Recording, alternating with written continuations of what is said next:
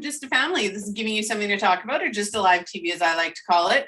I'm your host, Melissa Krechler. I'm an identity coach, spiritual teacher, business mentor, and creator and founder of not only Just a Live TV, but also the Women Supporting Women Can Network. Today's episode is all about how to embrace your emotions. This is a huge one, and I'm absolutely fantastically excited for this episode because embracing your emotions is very, very important. Today's episode has been sponsored by Phoenix Identity, who is offering you their PDF. Really, it's straight, simple, and forward. Just click the link and you get access to it. It is called Stop Your Stress. It's all about stress and how stress can, damage your, not only your life, but your physical health. So we're going to be doing that today. My guest co-host and I today will be talking about, again, how to embrace your emotions, emotional stability, health, and the well-being to reduce stress, depression, and overwhelm. So let's get started. I'm going to hand it over to my guest speaker today to introduce herself. Karin, would you like to do the honors? Yeah, thank you. Hi, everyone. I'm Karin. I'm a life coach. I'm also a mental and high performance coach. Well, there's a lot to know about me, but basically the way I coach is going to holistically, I focus from the mental and emotional state of things that lead to our behavior. I'm very spiritual in that way, very practical as well. So that's me. And see, you and I get along perfectly in that because we do very similar things in that respect. We're very similar topics, but that's why you and I had I love today's episode. I'm just grabbing my cheat sheet on our pre-screening interview. Embracing your emotions. I've done episode after episode where I've mentioned the positivity movement and just how toxic that is. The positivity movement was all about, ignore your, sorry, I straightened my hair today, so I'm going to be playing with my hair today. All about, ignoring negativity or removing negativity. The positivity movement isn't actually helping anybody create a healthier, or a happier life. It's just, oh, hey, you're feeling these negative emotions. We're just going to ignore that and do whatever with it. Right. And I never agreed with that. And I think with embracing your emotions, you have to embrace all of your emotions. And we're not doing that. Yeah. The fundamental idea that an emotion is bad, literally, you guys, increases it. Because when you feel rejected, when you feel like, imagine a child. I always have my clients look at their emotions as children. Sometimes I don't have kids yet, but I have like 17, 18. I can't remember the number of nephews and nieces that I have already. We're probably at the 20th already. And basically think about it as children. When they stand next to their mom or dad and they're like, mommy, mommy, mommy, mommy, mommy, and you don't listen to them, what do? They scream harder, mommy, mommy, mommy. And then you look down and you're like, what? Like, I'm working. Nothing. I just wanted to play. I just wanted to get your attention. So the idea is that it's not calling out to your attention because it's big, it's overwhelming, it's scary, it's negative in the sense. It's calling out to your attention because it needs energy to transform into something different. That's what emotions are. Emotions are energy in motion. And it needs to that's why we feel better when we cry, for example, because that energy transforms it to something else. The fact that we label the anger or sadness as negative emotions is really unhealthy. And I love that. I absolutely do. I always say spirituality is like a toddler having a temper tantrum, right? Your spirituality does the same thing. It's like, hi, I'm here. Hi, I'm here. And then you ignore it and ignore it and ignore it. And then it's like full-blown temper tantrum. Exactly. Right? And that's why people have dark night of the soul, is because they've ignored it. Right. Yes, for so long. Yeah, exactly. So your emotions are kind of the same. When you're not embracing your emotions, you're stuffing them down. Right. And they have a purpose. They have a meaning. What I like to teach my own clients is that your emotions are a lesson, right? So if you have an emotion, if you're overwhelmed, it's trying to teach you something about being overwhelmed. Okay, so what's overwhelming me? How can I change that, right? How can I change this feeling into empowerment to, motivate myself? Maybe you're not motivated. The last few weeks, my husband, about 8 weeks ago now, dislocated and broke his ankle. He hasn't been able to walk. He still can't walk. and he's just started physiotherapy. And so it's a little bit overwhelming. And I'm like, okay, well, why am I overwhelmed? What exactly about this whole scenario is overwhelming me? And it's because now I'm doing everything. And so I went up to my kids and I said, you guys need to help me. I get my older two sons to come over. They take out the garbage. They, not that I don't take out the garbage, but they'll put the garbage out. They'll do the yard. They'll come and help me. Of course, they come and eat here, so they should be coming and helping me. But my younger two as well. It's like, okay, you all have chores to do. I need you to pick up those chores, right? And my overwhelm was teaching me that I needed to delegate. I needed to take control, and I needed everybody to do what they needed to do. I found things that my husband can do that don't require him to walk. Exactly. Right? Those sit down things. Yes. Yeah. Your emotions have a lesson. It's part of, they have a purpose. They have a purpose. And again, when you stuff them down and you're ignoring them, they just get bigger. And I always say your emotions are like a volcano, right? And especially with the toxic positivity. If you are ignoring, pushing aside, or pushing down negative emotions, they're not actually going anywhere. You're not releasing. You're not transmuting. You're literally storing them in your body. You're storing them. Yeah. You're storing them in your body. So your physical body takes a hit. You're storing them in your mentality. So your mentality's taking a hit. You're storing your energy. So your energetic levels are, consistently lowering, or you're having to drink more, or not drink more alcohol, but drink caffeine, take supplements, whatever you need to do for your physical health and energy to actually get stuff done. Supplement that, Exactly. So it's this whole volcano. And then eventually all of those negative emotions have nowhere else to go, and they explode. And then every aspect of your life starts to get impacted by these emotions that you've been ignoring. And those emotions, I'm assuming you'll agree. Anybody who's not just agree, like that rage then gets labeled as negative, and which makes anger look bad again, which perpetrates the idea that emotions are negative because they cause us these outbursts. But if we dealt with them in the first time they called for our attention, that is how we really experience life. That's how we interact with life, right? That's our intuition speaking to us at all times. Through emotions, through thoughts. Everything ever started with a thought. So that's our kind of inner loop that keeps happening, right? Thought, emotion, become an action, become a type of behavior. That is all that we are. If we are ignoring the emotional part, nothing is going to change, and we want things to change. Yeah, exactly. I love emotional health and well-being. And I think every one of my businesses in one way, shape, or form works with emotional health and well-being, right? Your emotional, your mindset, those limiting beliefs, everything that goes hand in hand with that. Yeah. And when you're not depression, now I'm not talking clinical depression or medical depression, we're not talking imbalances. I'm talking emotional depression. Yes. When you get to a point where you've stuffed all of these emotions and you're not embracing your emotions or even working through those emotions, then, that drugs, alcohol, you start leaning towards outside influences to make you feel better, sex, drugs, alcohol, partying, whatever that looks like, right? Going on multiple vacations all the time just because you can't handle your everyday. Any escape, really. Right?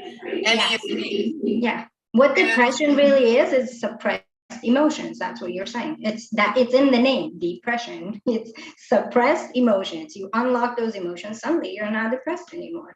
And it's not it's click at the finger, it's work. Yeah, it is definitely. I was just about to say that. I was like, it's not as easy as it sounds, but definitely it's not. I had a lady the other day, and I love this woman dearly. And she said to me that her therapist had said, I can't work with you. I can't do anything for you. And I'm like, what? Like, what? And it was, she told her, oh, you're doing all the things. You're doing all the things. And I'm like, what are you doing? Like, what exactly here is going on? Right. And so one of the problems is a shopping addiction. Right. And I said, okay, addiction is stemming from a need to replace or remove an emotion. That's literally what it is. I said, so what emotion, when did it start? What happened? or what were you feeling around the time that you became a shopaholic? Like what happened, right? Yeah. I had a customer like that recently where it's just the emotional closeness was so hard that I could see a regular therapist turning them away because there was no regard to how I feel and even acknowledging that feelings are there and that they're driving anything that I do. There was just an expectation for perfection, and that's it. And that's pretty much the worst mindset we could ever have. It's just, it all comes down from like a sense of I am not worthy, I'm not enough, I'm not anything. And like you said, the idea of emotion has a purpose. So if it's there to give you something and you're not listening, it's going to accumulate. And then you're going to, instead of dealing with it, suddenly it's just like the movie Inside Out, right? We would do anything but sit with sadness. I love that movie. If I were a teacher, I would show it from ages like 3rd grade and up every year to everyone. That's literally what the message of emotion is about. Nobody ever wants to sit with sadness, to find out that she's grief, to find out that she's loneliness, to find out that she's a sense of not worthiness, to find out where she's coming from. What is she here to tell us? People say, my emotion is, I don't want to be feeling that. But you are the reason that that emotion is here.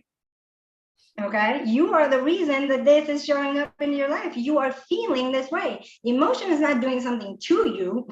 You are being expressed before you realize what you are actually thinking and being. That's what intuition is that sense before we really know, before we can even label these things, we are already in the space of feeling. And that's why it's so important. Oprah calls it listening to the whispers of life. It's not just how you feel, it's literally what your like your wisdom is telling you about everything else. Should I be walking in this dark alley right now at night? My intuition is saying, like, there's like spidey senses up. It's not just these feelings, it's everything you're sensing in the world. Is this person being fake with me or not? Are they being authentic right now? I'll be able to tell. That's why sometimes we follow leaders or coaches and sometimes we don't, because they don't feel like they are speaking their truth. For example, if I didn't deal with my own feelings, how the hell would I be sitting here talking to you about feelings? You understand what I'm saying? So intuition is the way we sense the world, and feelings and thoughts are an expression of that. So stepping from that to the actual addiction, you didn't do a lot of the inner work in between, and then the addiction showed up. So the body and mind can take a lot for it to be processed in this way. You basically said to yourself in your head time and time and time again, I will not deal with this hurt. I will not deal with this pain. This is too scary. This is too traumatic. You put a wall up and then it shows up in a different way because it's here for you. It's saying, purify this. Look here. Pay attention here. That's what awareness is about. Paying specific attention, because we're always aware of everything. Yep. And so the specific emotion wants specific attention.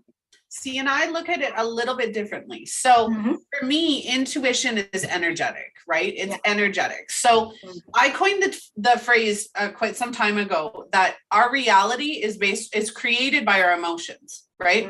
But our emotions are created by our mindset, right? Yeah. Now our feelings are energetic, where our emotions are mental, right? Your emotional health is mental. So when you're sitting there and let's say somebody slaps you across the face. Yeah. You're like, ow, that hurts, right?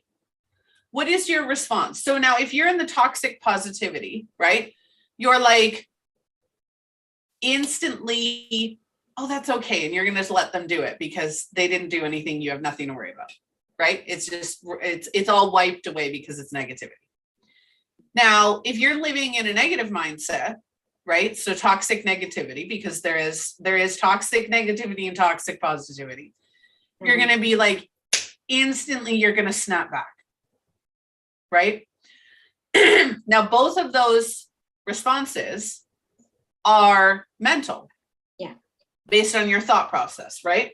Now, if for somebody like me, I'm going to be like, okay, did this person actually mean to hit me? Because if this person meant to hit me, then I'm going to react, right? So I sit there and I'm going to like, do that again. And you're going to get hurt, right? I'm going to get angry and I'm going to be like, do it again. And you're going to get hurt. Now, if they do it again, they're going to get hurt. Like it just, there's no way around it. I'm going to retaliate, right? Or I'm going to defend myself in whatever way I need to defend myself at that time, Pretty much right? that's what anger is. It's That's standing your own boundaries. It's alerting it's you healthy. You are not. It's healthy, of course, right? it's healthy. It's the healthiest thing, not to retaliate, you guys, No, just to feel the anger. not to react out of the emotional, but logical, right? Like I can be an absolute and utter raging bitch, for lack of a better terminology. I absolutely can be. Sorry, apologize for the language. But I know that I can be. I'm not like that all the time. But if I need to be, those negative emotions or that negative anger that everybody's talking about, if I need that to protect myself or protect my family, you can't have full positivity and still defend your family. Right? Like there has to be that healthy balance. Yeah. To me, it's about feeling the feeling, not about like you said, our emotions and our mentality are literally creating our reality. So if we feel like our personal space or our family space is in danger, that's what it's going to be.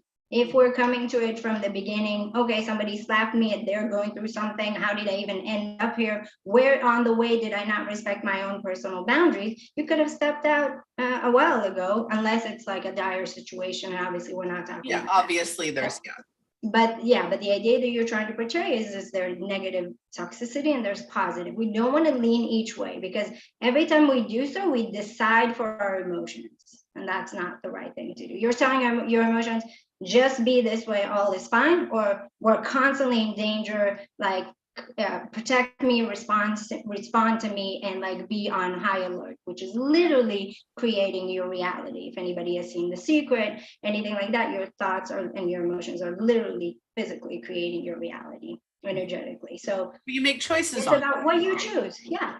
Choice. So I wrote a book a few years ago on relationships, right?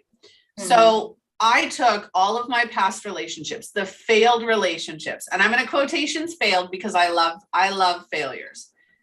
I took all of my past relationships and I figured out they didn't end well. Not all of them end well. You know, if I saw any of my exes on the street, I'd be like, hey, how are you? That'd be it, right? But they weren't the greatest, but they each had a lesson for me. There are people, so this is embracing your emotions, right? They didn't end well. I was heartbroken, right? Obviously, my very last relationship before my marriage, I was cheated on. And it was just a toxic relationship. I didn't realize it. Going forward, I could have allowed the pain and the hurt from those relationships to stop me from creating this one. Right? If I'm emotionally reacting, because a reaction is an emotional reaction. It's emotional. There's no logic behind a reaction. It's emotionally based on the way you feel by a trigger.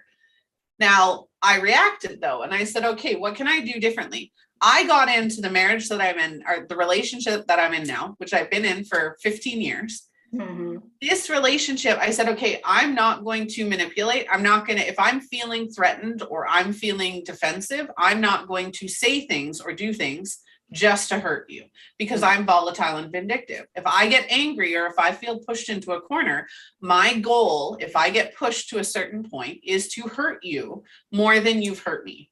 That is the only thought that comes into my head when I'm pushed to that limit. Yeah. Right. And so, but I know how to control that. And if I called in any one of my children right now and said, what does mom do when she's angry? They're going to tell you she puts herself on a timeout. Mm-hmm. Because I say, I don't want to hurt you. And that's the logical, right? That's the response. Mm-hmm. When you have emotions, if you have the end of a relationship or a traumatic relationship or some sort of experience that gives you those negative emotions, you can close yourself off from any further event type relationship that is even remotely similar, even if it is your dream relationship. Mm-hmm. Mm-hmm. Right? So when you don't embrace your emotions and know how to actually process them, you close yourself off. Yeah. More than that, even when you don't deal with your actual emotions, whatever you or feeling in that hurt, you're not going to have that perfect relationship because it's not going to show up in your life. You're not going to be emotionally ready. Therefore, you're not going to be summoning the right people towards you. I didn't find my true love until I actually had my life turned around, because the way I was behaving when I was in my 20s wasn't compatible with the relationship that I wanted to have. And so everything that you're saying is basically, I did the inner work. And by the way, when you actually do the inner work, in reality, the way I like to teach my clients is that in the end, it doesn't have to take long. I believe in rapid transformations. You don't have to put yourself in a timeout at some point, because it won't be arising within you that sensation that you need to defend yourself, because you won't be thinking about that situation as something that would be angry-some. You will be thinking, okay, there's a person in front of me yelling. They have issues. They have stuff going on. Did I feel like I contributed anyway? Do your inner inquiry, relax, let it pass through you, and move on to the next experience of your life.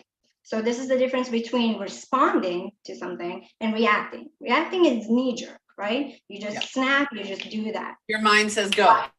Yeah, your mind says go. Why? Because the emotion is so tapped out. Because you are capped out with something, so immediately that's your knee-jerk reaction. What happens if you deal with that? What happens if your cup is lowering and lowering emotionally, and you're relaxing and allowing things through you instead of into you and getting stuck within you and staying that way for a very long amount of time? Right? Yeah. For me, those are triggers, right? Yeah, those are your thorns, exactly. Yeah, the triggers. I love it when people talk about triggers. We have a comment. So I agree, you can't be fully positive to give you the result you want. Negative and positive are two sides of the emotional coin. Absolutely. I love it. Thank you, Energy Pulsar. Absolutely. It's about balance, you guys. It's about balance. And the balance is not perfect. Let me say that very clear and to the point. The balance is not perfect. The balance is just going to be your flow. That's why life has a flow. And I feel like sometimes we turn around, try swimming up against that flow. We try to make it perfect, try to make it good, positive, negative, whatever. Just go with the flow. Things will be fine. Let your emotions kind of air out the way they need to, not the way you decided they need to. Yep. We did an episode a couple of weeks ago called Riding the Waves, like riding your own waves, right? And that's exactly it. It's riding those waves. So if you want to talk the purpose of life, so you and I are spiritual. I love it when people say, what's the purpose of life? I'm like, I know. So the purpose of life is we're here to experience. Right. Yeah. So I firmly believe, and whether you believe or not, that's totally okay. Right. I'm all about different opinions and different beliefs, but I firmly believe that we're here to experience. I don't believe there's negativity on the other side. I believe that side's just kind of like an easy go with the flow. Like there's no trauma there. Right. Yeah. That's here. Mm-hmm. So we're here to experience. And as we have different lifetimes, I'm a past life regressionist as well. So as we have different lifetimes, we're supposed to learn things while we're here. Mm-hmm. The point of living is to live. It's to experience. It's to experience the ebb and flow. It's the up and down, the negative and positive. If we don't experience negativity, we don't learn, we don't process, and we don't grow, right? Yeah. Some of the most traumatic experiences of my life opened me up to something even more amazing than I could have imagined. Yeah, right? Yeah, absolutely. Like the way I explain it to my clients that are not as spiritual is I basically say, we are here to experience, yes, but think about energy and the soul and whatever it is you want to call it, consciousness, awareness, as something that is everything, right? It's everything, it's everyone. It's everything. That's what energy is. And if it's here to experience, that means it's here to explore what it is not. So you are seeing that you are not duality. You are seeing that you are not positive, negative, and everything in between. That's how you know who you are, because when you're everything, you can't know who you are. And so to me, that purpose is to experience what you are not, which is all of these human personal things that we are going through, and really checking in with the soul that you are. To me, that's what spirituality is. Never about, a lot of people come to me and say, teach me to meditate. I have to quiet my mind. I'm like, okay, rule number one, meditation is not about quieting the mind. The mind is here to wonder, why is the mind rushing? Because you've given it a task for years to solve problems for you. help me solve this, help me solve that. I feel uncomfortable. If we learn to be comfortable with being uncomfortable, the majority of our emotions will quiet down. Literally, the majority of them. Being comfortable with being uncomfortable. And when you talk about those past traumas, that's exactly what it is. We were super uncomfortable and that got stuck. And then we gave that stuckness a meaning. Not only did we give it a meaning, we made it to be something that we are. And that's when things go haywire. I'm about to do a class in my spiritual teaching business. I'm about to do a class on meditation because meditation is, and I've gotten frustrated with this all the time. Mm-hmm. I wholeheartedly 100% agree. Meditation is not to clear your mind. It's to calm. It's literally just to calm. It's to calm your emotion. It's to calm your energy. It's to calm your body so that the thoughts can flow. Thought comes in, good. And we let it go. Yeah. Right? We might think on it. We might do it. Yeah. The way I explain it is like to find a place of serenity, of peace behind the mess, behind the thing. You're not actively quieting anything down. You're not doing it too. Meditation is your birthright to be happy and quiet with yourself. Yeah, your happy place with yourself. And it doesn't mean it's happy the way people are thinking about it. I feel all flowy and fun. No, you find a place of peacefulness beyond all the noise, then the noise doesn't get the majority of your attention. You're not fueling that attention because where attention goes, energy flows. And so if you're not fueling that attention, now everything quiets down. So it's a side effect of being with yourself. Yeah. My absolute happy place is driving my car, music blaring. I'm either screaming, crying, or singing, whatever is going on at that moment. And I'm just driving and listening to music. That's my happy place. That is my favorite place to be. That's meditation for me, right? I don't think meditation should be like, I can do that. You can do that. Right? That's a type of meditation. I've done it. There are so many different types of meditation. And the purpose of meditation is whatever you want it to be, as long as it's releasing and calming emotions. To me, that's all it is. But there are side effects to meditation that people need to know about.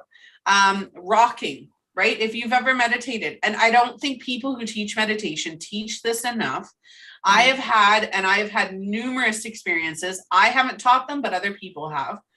One of my best friends, panic, anxiety, just very overwhelmed, very emotional, was told to do meditation, tried to do meditation, will never do it again because she started shaking. She felt like she was doing out of body. Those are possibilities. You're always in control. That's the thing about meditation. You were always in control, but there are numerous different things that could come up that may feel scary, like shaking or your body rocking back and forth, or the ebb and flow. When you get into that, you're in a deep relaxed state. That's what meditation is supposed to be. Deep relaxed state. The deep relaxed state is the state where everything, all the yuckiness inside of us, all the ugly heads are revealing itself. That's why probably, I'm guessing, if she's dealing with a lot of anxiety, she felt all this movement and stuff. When I meditate, I don't feel the movement because I don't carry around that panic and things. So yes, I just don't have that. I don't get, I get frustrated over other things, just not that. I have my own personal experience. But the idea of meditation is that in the moment when you're sitting, all the yuckiness comes up. And that's the beauty. That's what you want to see. That's what you want to deal with. Not all at once, like you said. If it's caused a trauma for her practitioner did not put that in mind. They didn't have enough preparation. They didn't understand her as a person and where she's at in her process. And they didn't meet her where she's at. Exactly. And so that was the mistake. But absolutely, I wouldn't scare people and say, you might have this, you might have that, because then they'll be expecting, hey, let's have this, let's have that. What is happening? Maybe I'll be moving, maybe. No, it's just your quiet time to be with yourself and watch everything. Watch everything that comes up, because when we're hustling and bustling, we're not listening. And these are the whispers you want to reach and hear before they become bricks that fall on your head and really make a dent in your life. Yeah. We have a few more comments from Energy Pulsar, and then I want to get into the types of meditation, because embracing your emotions, meditation is a huge help for that. So in my opinion, life is the biggest fate, worse than death. However, that is due to my life experiences, and no, truly living has much more than that. But in order to get that, I have to stick to my truest true self, regardless if I'm alone in it or not. Absolutely. I want to touch on that. I'm an identity coach, so everything that I do comes down to self. Mm-hmm. And with that, when you connect to who you truly are, and I have a smarter method. It's called the smarter method. It is an acronym, but I have a smarter method. And that's what I use in all of my teaching, no matter what area of life we're getting into. It's how you truly connect to yourself, right? Mm-hmm. And it's every connection you possibly think of through that smarter method. And it's usually pretty easy to do. I'm not trying to sell it to you, but there is everything that we do. And I think that every person in the world, if we just truly connected to who we are, everything kind of falls into place after that. Absolutely. Right? It starts to, for sure. When she says, she basically is saying, I need to be authentic. Mm-hmm. That is it. And when you're authentically you are being the full expression of yourself. From there's only growth. Yeah. And most of the time, we're just trying to not be authentic and kind of rush away from these things. So she's absolutely correct. Yeah. Meditating is something unique to you and can be done in any number of ways, a lot of which serve more than one purpose. Absolutely, wholeheartedly agree with that. Out-of-body experiences are scary on the surface, but they do come with the perks, one of which is being able to have a bigger field of view, which also lets you meditate better. But then again, to get to that point, you have to embrace the out-of-body experience, something not everyone can handle or endure.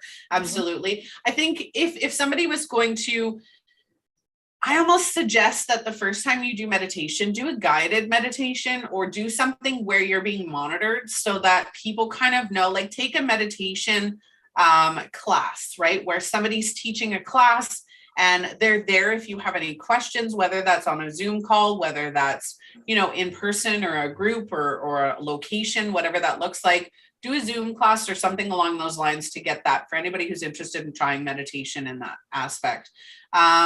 No worries. Feel free to teach me whatever they are. There are some things with energy I would like to teach others as well, although I never really get the chance. Absolutely. Reach out. Karin and I are both here. That's what the show is about, right? The show is all about giving people different perspectives, different techniques, different learning styles, and really talking about the things that people aren't talking about enough. That's what the show is about. That's why it's called Giving You Something to Talk About. Right? Is giving people those tools and those techniques, talking about, so you can find what works for you. That's the authenticity part, right? Nobody can come and tell you what works for you. Try it out. Make a decision for yourself. Yep. We all are drawn to different things. Yeah. Right. Authenticity. I'd love to dig in that for a second. Authenticity isn't what people assume authenticity is. As soon as you hear authenticity, and anybody who's watching or catching the replay, please comment below and let us know what you think of this. What comes up for you when you think of authenticity?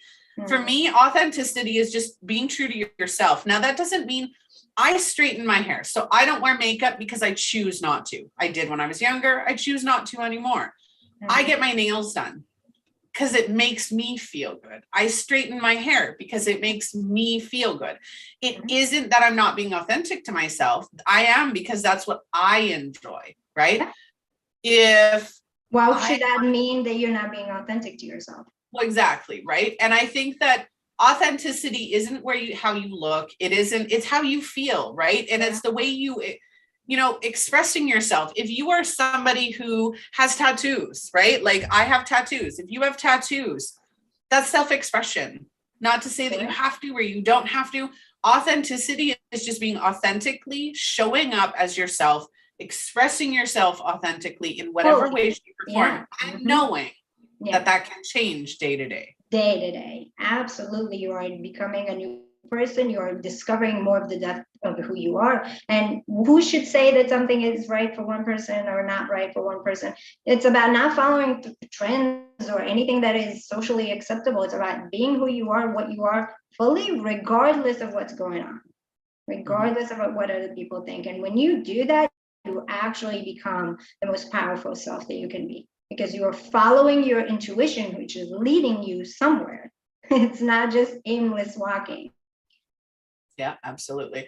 Energy Pulsar. I'm going to quickly comment the link of my spiritual teaching. And I believe that Yours is, your link to your website is up as well, Karin, right? I know it is because I put it up there, but Yeah.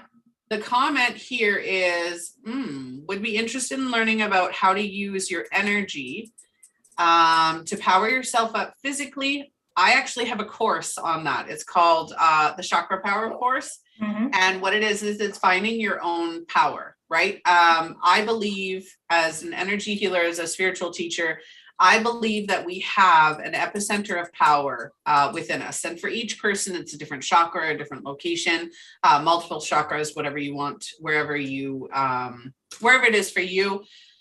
There's going to be ones that are higher and lower, depending, right? But it's all about, there's a power within us. Yeah. And depending on, you can take your love language, you can take the way you express yourself. We all have a chakra or a location in our chakras that will actually power ourselves physically. And it's tapping into that power, and it gives you confidence, clarity, courage to do whatever it is that you want to do. I teach it from the other way, by the way. I'm more of an unblocking what's blocking you type of coach, meaning whatever chakra that you are being blocked towards. For example, if it's your chakra that is in charge of confidence, that's the chakra we work on to regain that confidence. So it's not about where your source of power is where your energy is being blocked to being able to be at its full potential, which is your power. Yeah. We do like chakra cleansing and all of that in the program, so it's nice, but yeah, absolutely. We just detail which one it is that's kind of your superpower, right? And finding that super cell chakra within yourself. Sorry, saying that the website's not loading, so I'm going to go get you the actual website link instead of typing it out because it's a little long. So meditation, there are different forms of meditation. I know we wanted to get onto that. So for me, my favorite ones are writing, and that doesn't mean journaling because journaling can be overwhelming just as much as meditation. So writing, art, physical meditation, right? So if you go for a walk or a run or jog or boxing or whatever it is that you like to do. Another one would be listening to music. Music for me is one of my favorites. Losing myself in whatever is going on at that point. Yeah.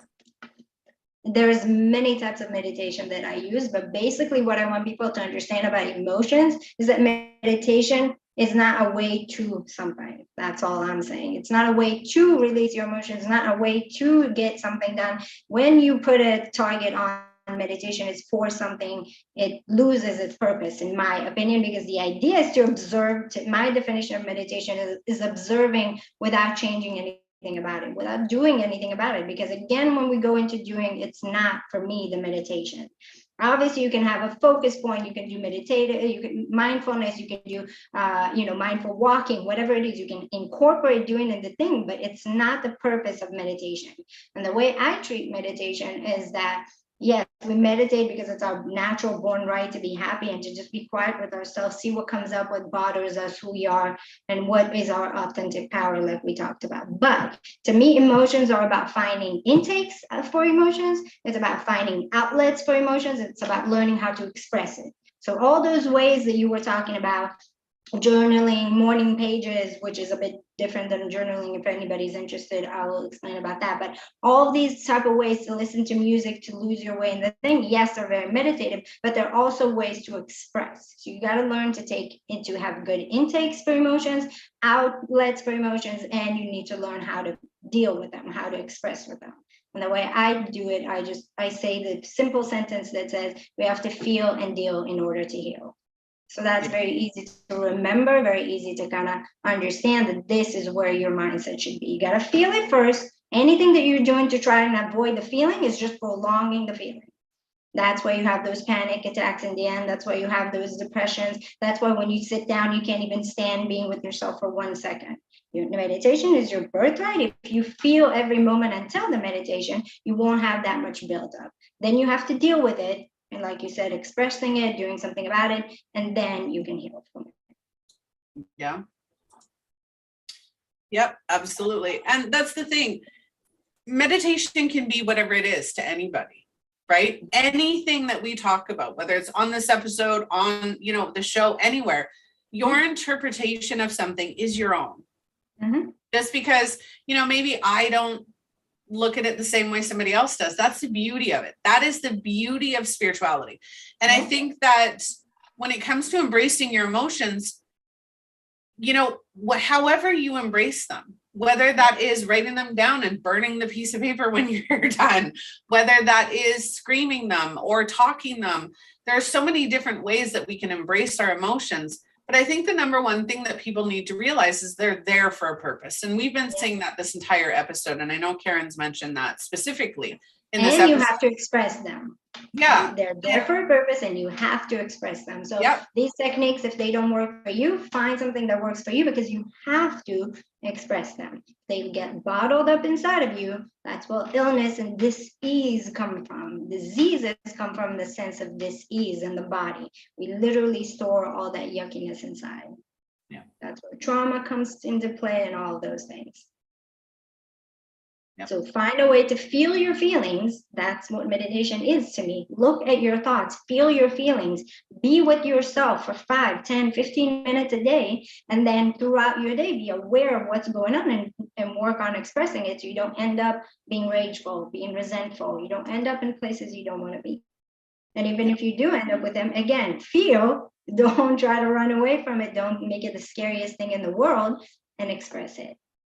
So find your own ways to express things, especially you guys, if you have kids, give them ways to express their feelings, and don't just like, oh, never mind, everything's going to be okay. Don't worry, don't cry. It's all good. Crying is good. Crying is a release. Crying is energy, like moving on to the next form from the body. It's sadness. And anger is really sadness in disguise. So everything is good with crying and expressing and journaling and all that kind of beautiful stuff. Find your way to do it. Sorry, I am just responding. Energy Pulsar, it may be easier just to message me. And yeah, the link was, the program that I did was a live round of the program. And I will be launching it as a do-it-yourself course in the near future. So absolutely. I'm just in the midst of updating all my websites. I have 6 of them. So I'm in the midst of updating all of those. Emotions. There's so much stuff we go through with our emotions, right? I was trying to pull up a PDF that I did a few years ago when I first started coaching, and it was the Embrace Your Positivity Guide. And, this was when I first started coaching, and I called myself a positivity coach, right? That was before I saw toxic positivity, right? My way of being a positivity coach was to embrace the negativity and go, okay, what is this teaching me? And using it, right? Mm-hmm. So number one for me, for anybody who wants to embrace their emotions, is feel it. Let yourself just sit with it. You have to acknowledge it. And I hate saying you have to, but acknowledging the emotion and saying, this is how I feel. Even to yourself, go, this is how I'm feeling right now, or this is the emotion that I'm experiencing right now. And just acknowledging that it's there is powerful, right? And that helps. Not powerful, it's key. You cannot move on without those points, because you didn't give that energy to rotate into something else. If you don't look at it, identify what it is. What am I working with? What's going on with me right now? How are you being authentic? How are you being in your power? What kind of life it is when you're being a shell of yourself, not admitting what are you feeling? What is going on with you? What is your intuition? Where are you being called to? What kind of a life is that? That's a life of the opposite of authenticity. And the fear, the fake fear that is behind feeling your feelings is not real. Every single time I've sat with a client that said to me, hey, like I have big traumas, things that you may not have heard of before. First of all, the first thing I would say is I've heard it all. There's nothing I haven't heard yet. We all go through stuff and I hear them firsthand. So I have heard all of it. And second of all, when you look at the emotion without giving it all the meaning you accumulated, all the fear on top of it, you see it's just a gentle little thing that wants love and attention. And immediately this person, it makes you feel better when you just sit with your emotions. So think what those traumas would have been if you dealt with them from the beginning. It wouldn't have evolved into such heavy, scary things. Yep. And I love that you said that, because when you embrace whatever it is, or even acknowledge whatever it is that you're going through or that you've gone through, when you learn to look at it, when you embrace it, find out what's causing it, find out what it's teaching you, you change your perspective of it, right? So a trauma is actually a blessing. And now people are going to come at me for saying that, and feel free, because I understand the negative incantation of that. But when you've experienced a trauma, there's a lesson in that, right? That lesson can be something as, it made me stronger, it made me smarter, it made me learn how to stand up for myself or speak my truth, or whatever that looks like. When we go through those traumas, there are 3 guarantees in life. And I don't want negativity on anybody, although I do know it's growth and I look at it in a completely different way. Mm-hmm. When somebody goes through a negative experience, my heart breaks for them. Yeah. But at the same time, I'm going, in time, mm-hmm. that's going to help you, right? Yes. And it does. If you look, suffering is a guarantee in life. There is no moving around. Oh yeah, pain. There's 3. Suffering is something you can, suffering is something you can do something about, but pain is guaranteed. So pick your poison, pick your thing. Would you want to be in pain in relationships, which I have been? Do you want to lose a family member, which I have had? Which pain is it going to be? When you come in down and you have your soul contract or whatever you believe you chose to do on this world, experience or whatever, you chose a certain type of person to see who you are not. So you can't live a life of just positivity. That's the toxic part. You need to be able to be good within yourself regardless of what's going on outside of you. Then power comes, then authenticity parts, then spirituality grows. So if you are thinking that pain is something I need to be avoiding, you are in for a ride, my friend, because that is not going to happen. You just need to pick where is your pain going to be, because it's going to be. That is a given. So is it in the friends department? Is it in the motherhood department? Whatever it is that's coming up for you. And I just recently had a talk with my sister, and she said, that's a very, very mean thing to say. I was like, it's only mean because you have taken on to yourself that pain means you have to suffer. Pain means you have to break down. Pain means that you have to carry it for years. If you allow the pain, you felt the pain, you move on from the pain, then the next thing show up, you would see there's really 20% of pain in our life and 80% of beauty, even with big, massive traumas. Even with that. And so another phrase that I coined was negativity is the catalyst to positive growth. And it is what it is, right?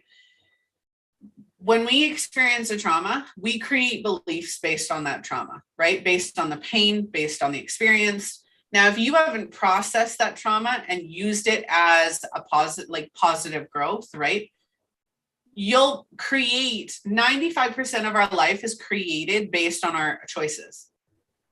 95% of our life. Our reality is based on what decisions we're making, what actions we're taking, what we're thinking, what we're feeling, how we're reacting or responding. Yeah. We base everything on those. So if we're living a toxic positivity, right, we avoid everything that would possibly be negative. Look at COVID. And I don't like. Why should it be positive? Look at why should it be? That's where you need to sit and think with yourself. Why should it be positive right now? Why? Because you are suffering. Yeah. It's fine on its own. Yeah. So COVID. So we had 5 years of the positivity movement, at least by the time COVID hit. Mm-hmm. And for all the people, not all the people, for a good percentage of people who were all about positivity and no negativity and no trauma and no stress and no overwhelm, nothing along those lines, COVID was not a choice, right? If it impacted your life or affected your life, you had no choice but to deal with it, right? And like we were saying at the beginning, our emotions are like toddlers. They're going to show up. So for me, COVID hit And it didn't disrupt my life very much. Me neither. I loved it, to be honest. I Not like to say I liked what was happening to other people. I just Nope. loved I would go out to the street and go on my walk and I'd be like, wow, the peacefulness, the no cars, the being in the fresh air. I was like, that was probably like a lot of positive things for me. It's a matter of perspective. And there was a lot of negative things for people as well. And I'm not discounting that. So for anybody watching or catching the replay, I am not discounting the negative emotions and the negative experiences you felt. Absolutely, they were there and they are valid. Yeah. But they had a lesson. So you think of people who, I don't have time for my family. I don't have time. I don't have time for me. I don't have time for my family. I don't have time for this. We're doing an episode on excuses on Thursday. So stay tuned for that. But all the excuses that I don't have time. And I call them excuses because we control our day. So I don't have time for my family. I don't have time for me. I'm overwhelmed because I'm doing everything and I don't have time. I don't have this. I don't have that. I shared a story about my own overwhelm when we started this episode. What is it teaching you? What is it teaching you? Right? When COVID hit, there were no excuses anymore. You got to spend time with your family. Yeah, so see how it's a round circle of coming back to when you're silent with yourself. This is what happens. All the yuckiness comes up. Now I need to escape into doing more and being more and all that stuff. So what happens when COVID hits? You have to spend time indoors with yourself, with your family, and then all that bullshit comes out. And that's what you need to be looking at. So you're asking, what can you learn from this? I'm asking what's causing this. And I'm asking, what can we do to move past this? And why do you need that in your life? The lack of time mentality, there's two things that I encounter the most, I think, in my coaching. One is a sense of I'm stressed. And stress has become a buzzword to there's super glue on everything that we're feeling. I'm like, okay, you're stressed. What are you stressed about? What are you feeling? It's just stressing me out. Stress is a hormone in the body. People say, I'm very anxious. There is no such thing as anxiety. Anxiety is made out of two things, stress and worry in the mind. Stress is in the body, worry is in the mind. And so once you deal with the body and the emotion, once you deal with the worry in the mind, you're suddenly not anxious anymore. So it's that I'm constantly stressed and I don't have time for anything. Those are the two main things that are like, okay, but you are running away from something if you don't have time to deal with it. Point blank. Even if my family grew up with 7 kids. You have time. Time is a thing. You may have time over the weekend. You may need to shed some things that you're not. A lot of the things on our schedules are shoulda, coulda, woulda things. Things I think I should do, I could do, I would do because somebody else expects me to. Or if you were being authentically yourself, you would have time for everything you need. Point blank. And we can talk about it and get into the nitty gritty of it. But the reality is you're running from something. Now it's just a matter of finding out what is that something, why are you running, what's so scary, and how can we relax into it? And suddenly, not only are you finding time, but you're suddenly losing weight because you were holding all that running and that toxic energy in your body. Physical weight starts to shed off because we're talking about the body, mind, soul connection, and worry starts to relax. So you suddenly don't need your, stress medication or depression medication or whatever it is that's going on in your life, because again, they're treating the Band-Aid. I work with the core issue. What is the core issue of what you are feeling? What is really underneath all of that stuff? Where's that trauma coming from? What are you actually afraid of? For me, for my whole life, it was control. Needing to control things to make them like me because I was constantly feeling like I didn't belong, like I'm not safe. That was my thing growing up. I don't belong, I'm not safe. Okay, but I learned to deal with that. I learned to do that in order to deal with the reality of me feeling unsafe. That's what fixed me needing to control everything. So again, you rushing and not having time is the Band-Aid. That's happening outside of you. Why are you doing that? Because you feel like you're not enough when you're just you with you on your own. Then you can go deal with that. And that will, the Band-Aid stuff, the experiences, the behaviors will melt down when you deal with the core issue of what's going on. Because they stem from that. Yeah, absolutely. My clients tell me that I'm like antibiotics, right? 90% of my clients have been through counseling. And I love I counseling, too. love It's a therapy. thing now. I love, I Me have too. no, I think that working hand in hand is great, Yeah, me too. not a problem. Yeah. But most of my clients have found more success working with me for 3 months than working with a counselor for 2 years. Mm-hmm. And it's because it's that core, right? Mm-hmm. It's not the symptoms we're treating. It's not the symptoms that we're working on. We're working on the actual issue, right? Yeah. What are you hiding I love from? when a client sits in front of me and that you see them like this. I'm like, you can't wait to tell me your story, right? That's the feeling I initially said. When somebody sits in front of me, I see them like this. They're just like, they can't wait to tell me their story. I'm like, leave the story. What is this really about? That's how I start my session. And they're like, oh. You could see them deflate because they were so wanting to tell the story, because talking about what really hurts is scary. It's frightening. And that's how I teach to embrace our emotions. What is this really about? So you can move on from this and not be constantly, maybe when I'm 90, one day I'll be able to solve the things that in 3 months I'll be able. We can have a transformation in this very session. An hour is a long time. Let's talk now, here and now, what we can do, how we can embrace our feelings. And that's what that core issue that we were talking about. But for some reason, people find it scary, because to them, sitting with pain was never taught. It was never taught. When we were falling down as kids and we scraped our knees, we wouldn't get a chance to sit and be with how much it hurts. It would be like, don't worry about it. When I get home, I'll give you ice cream. And it's constantly moving past that. And when you move through that, it never happens again. It just disappears from the body. Anybody that watches, Brandon Bays with The Journey, or Christine Hassler that does life coaching, or Michael A. Singer that does spirituality, whoever aspect is you're looking at, it's about dealing through the things, not above and under. So above would be like, the experience. Go through the experience, go through the feeling. That's the fastest way to get to where you want. Don't jump above and have the addiction. Don't dig under and go to all the psychological and analyzing and the deep stuff that we can do. But you have to go through the experience, not above, not underneath. Yep, for sure. Yeah. For sure. All right. Well, is there anything you'd like to add before we get going? To me, if I were watching this episode, I would think with myself, what can I do right now to deal with my emotions? That's what I would do. I would find two, three things that are something I can do easily, daily, weekly, to express what's on my chest. That's the first thing you have to do. So release.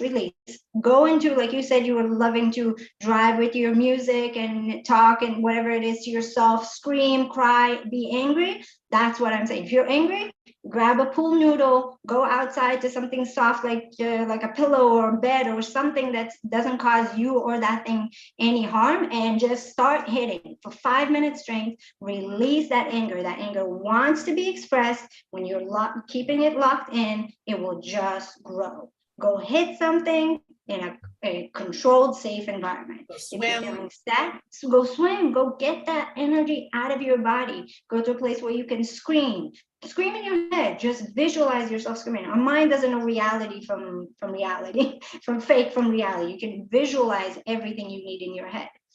Sit with your emotions. 2 minutes a day. Sit with your emotions. Don't call it meditating. Don't call it anything. Ask yourself, what is going on for me? What am I feeling? Your life will change. That is the change. Your life will change. Yep. Don't do anything more than that.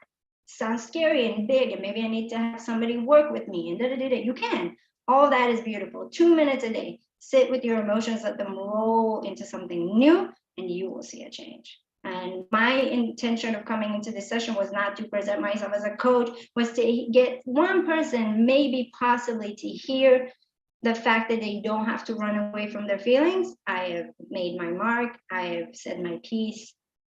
I can go now in peace. that is my intention, because a lot of people that I talk to grow up and they just don't hear that from their surroundings. You cannot sit with your feelings. Men, women, it doesn't matter.